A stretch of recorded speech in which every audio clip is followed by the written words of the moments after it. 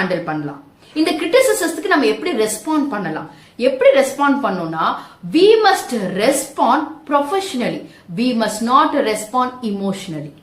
அதாவது நம்மளுடைய வேலையிலையும் ஸ்கில்லுலையும் தான் அவங்களுக்கு பதிலடி கொடுக்கணுமே தவிர எமோஷனலா போய் என்னை பத்தி இப்படி சொல்லிட்டீங்களே, நான் என்னை பத்தி உங்களுக்கு தெரியுமா, நான் இப்படி நான் அப்படி, அதெல்லாம் வேலைக்கே ஆகாதுங்க. நம்ம அவ்வளோ எமோஷனலா ஆகவே தேவையில்ல. இந்த நேரத்துல இந்த விஷயம் நம்ம பண்றதுக்கு கொஞ்சம் கஷ்டம் தான். ஏன்னா பிகாஸ் நம்மளை பத்தி தவறான விஷயங்கள் சொல்லிட்டு இருக்காங்க போது அதை தாங்கிக்கிட்டு திருப்பி அடுத்த நாள் அவங்க ஃபேஸ போய் பார்க்கணும் அப்படின்றது மிகப்பெரிய ஒரு கஷ்டமான விஷயம். It is not possible at all. அது நம்ம அடாப்டே பண்ணிக்க முடியாது. பட் ஆனா நான் சொல்றதை ட்ரை பண்ணி பாருங்க. அந்த ஃப்ரூட் இருக்கு பாத்தீங்களா, சோ அந்த சக்சஸ் அவ்வளோ அழகா இருக்கும்.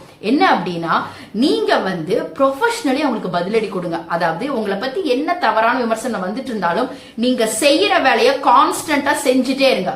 ரொம்ப